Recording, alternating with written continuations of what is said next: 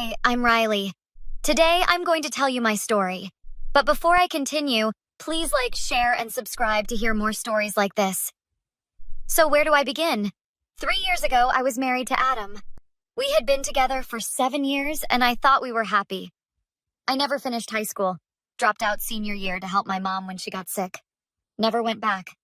But I built a successful landscaping business from scratch, and I was proud of that. Adam, though? He had his master's degree and worked at Westlake University in administration. He always had this way of making me feel like I wasn't enough because I didn't have fancy letters after my name. I remember the day he came home, all excited about some new faculty member, Dr. Natalie Parker, I say, pouring another cup of coffee for my best friend, Jen, who's visiting my new apartment. He wouldn't stop talking about her. Did you know she graduated from Harvard and Oxford? She's brilliant, Riley. I swear he said her name differently than other people's names. Jen rolls her eyes. Classic Adam. Right? Anyway, 6 months later, he tells me he wants a divorce. Says we've grown apart, and he needs more intellectual stimulation. His words, not mine. What did you say? Jen asks, leaning forward. I was devastated. Begged him to try counseling. But he had already made up his mind. The divorce was quick. Too quick, looking back. And then 3 months later, guess who announces he's dating the famous Dr. Parker? No way. Oh, yeah. And then he had the nerve to invite me to lunch to catch up a month after that. Said he wanted to maintain a friendship. I should have known better, but I went. Why would you do that to yourself? Jen asks. Closure, I guess? Anyway, we meet at this fancy restaurant. Way fancier than places we used to go when we were together. And he's sitting there with this smug look on his face. I bet he was just dying to rub it in your face. That's exactly what he did. He waits until I've taken a sip of water and says, Natalie and I are engaged. I nearly choked. Then he shows me this massive diamond ring he bought her and says, It's funny how life works out, isn't it? Natalie's a Harvard grad, a department head, not a high school dropout. We just connect on a different level, intellectually. He did not say that, Jen gasps. Word for word. And the way he looked at me, like I was something stuck to the bottom of his shoe. What did you do? I sat there for a second, trying not to cry. Then I congratulated him, paid for my untouched lunch, and left. Cried the whole way home. I would have thrown my drink in his face, Jen says, shaking her head. I was too shocked. But that moment, that's when something changed in me. I decided I wasn't going to let him make me feel worthless anymore. Good for you.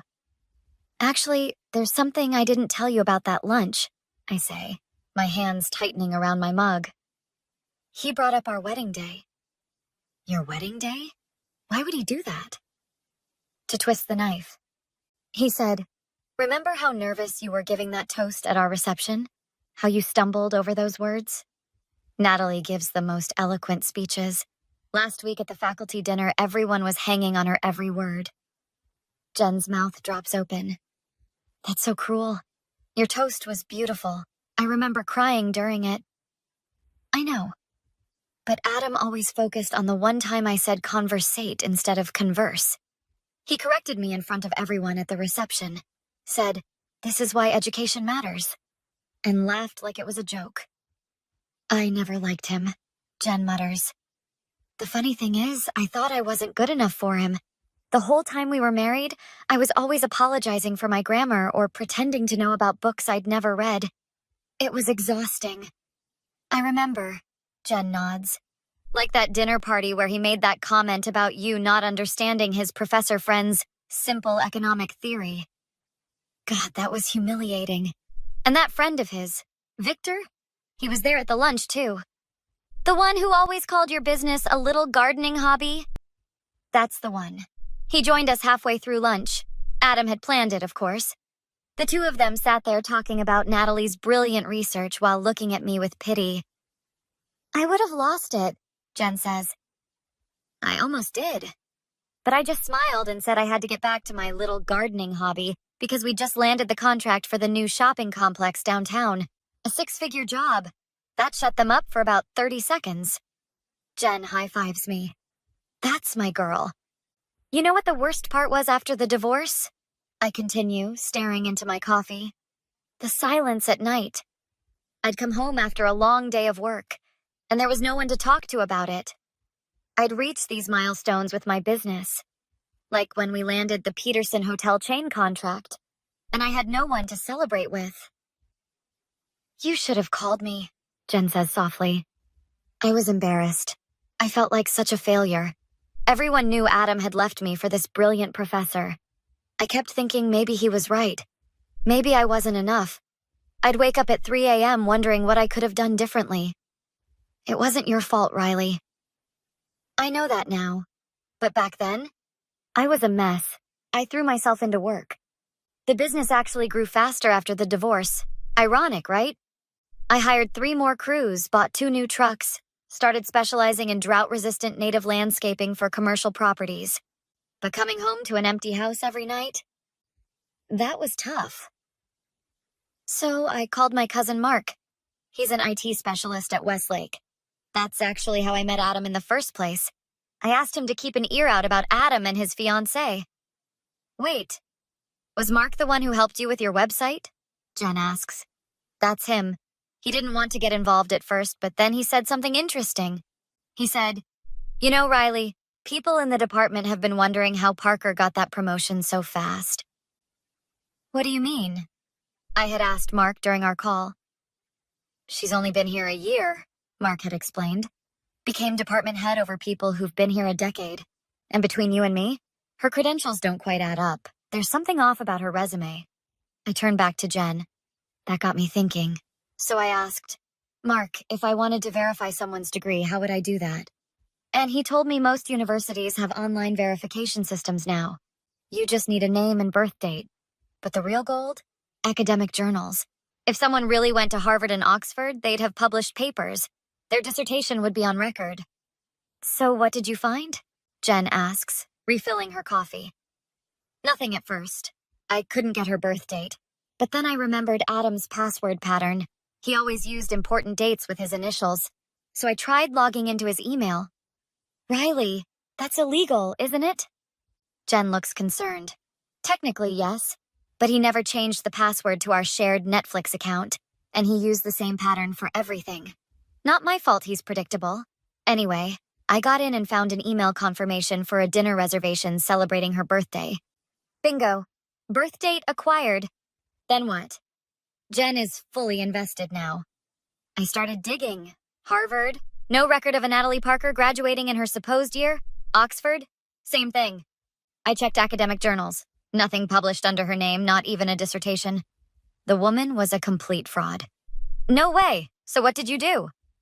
I didn't want to rush. I needed more evidence. So I reached out to Sophia, my old friend who works in HR at Westlake, just for coffee to catch up. During coffee, I casually mentioned that Adam was engaged to Dr. Parker. Sophia got this weird look on her face and said, That's interesting. When I pressed her, she said, Look, I shouldn't say anything, but there's been some inconsistencies with her paperwork.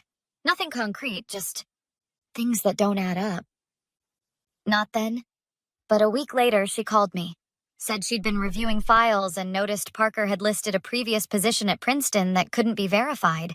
She'd flagged it to her supervisor, but Adam had personally vouched for her, saying there must be a mix-up. So Adam knew? Jen looks shocked. Maybe not everything, but he definitely helped cover for her. I needed to know more, so I decided to go to a department fundraiser. Mark got me in as his +1. What are you doing here? He hissed when he saw me. Supporting my cousin, I said innocently. Plus, I've always been interested in... What was Parker's department again?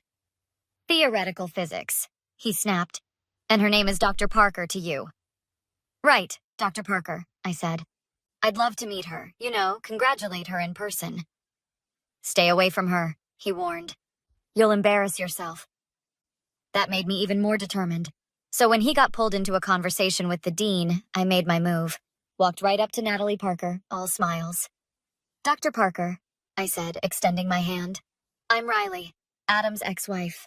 Congratulations on your engagement. She looked surprised, but shook my hand. Thank you. Adam's told me about you. All good things, I hope. I laughed. I'm actually really interested in your work. Adam mentioned you studied at Harvard under Dr. Rosenthal? Her face changed slightly. Yes. Brilliant mind. Fascinating. I just read his paper on quantum field theory. What did you think about his position on string theory? I had no idea what I was talking about, just terms I'd looked up online. But the panic in her eyes told me everything. She stammered something about complex perspectives and excused herself. I knew I had her. Jen laughs. That's brilliant. But wasn't that risky? Maybe, but I needed to be sure. And her reaction confirmed my suspicions. The next day, I compiled everything. The degree verification attempts, the academic journal searches, screenshots of her non-existent dissertation, everything. And created a detailed report. Then I sent it anonymously to the University Board of Trustees, the dean, and several department heads. 3 days later, Mark called me in a frenzy. Riley, you won't believe this. Parker's been called to the dean's office. They're talking about an investigation into academic credentials. Later that night, my phone exploded with texts from Adam. What did you do? I know this was you. You're just jealous because she's everything you're not. You've ruined everything. I didn't respond. 2 days later, Mark called again. Parker had been suspended pending investigation. Her real name wasn't even Natalie Parker. It was Nina Parnell, and she'd done this before at 2 other universities. What about Adam? Jen asks. The university started looking into who helped her get hired.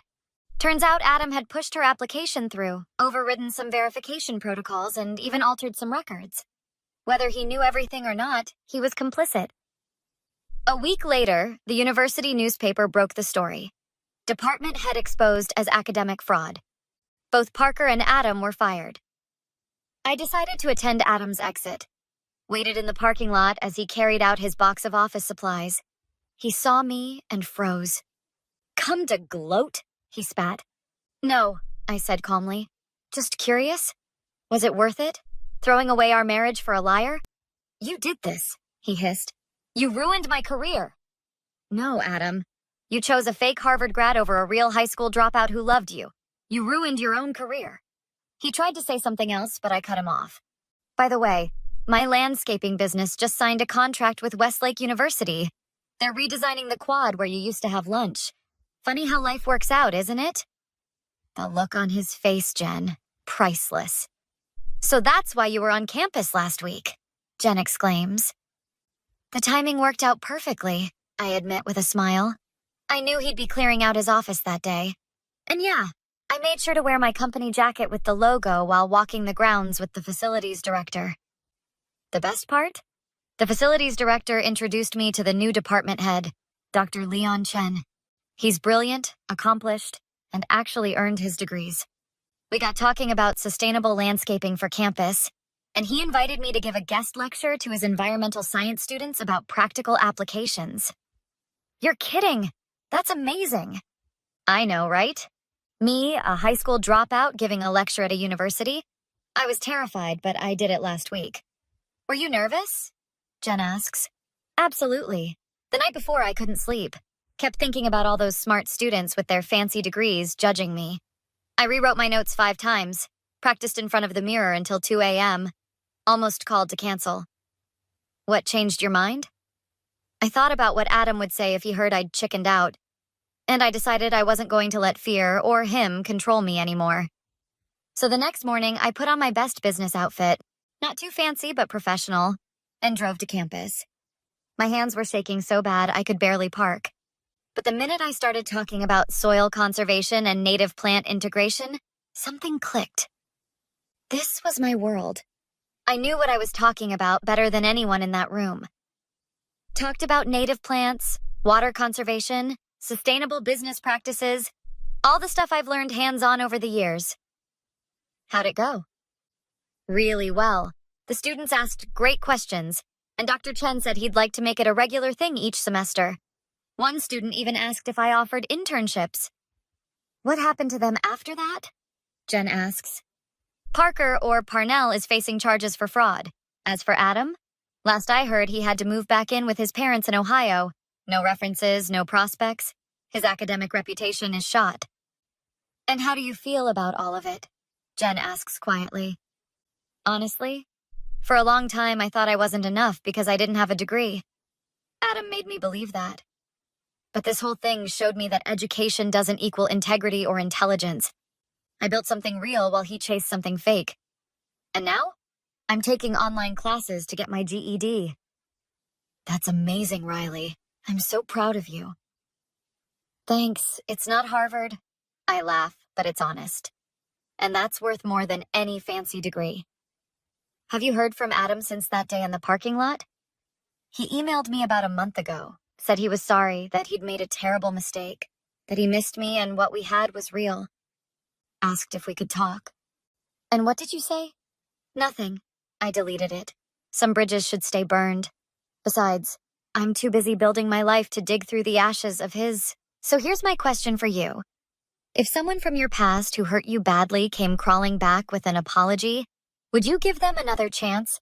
Or would you leave them in your rearview mirror like I did?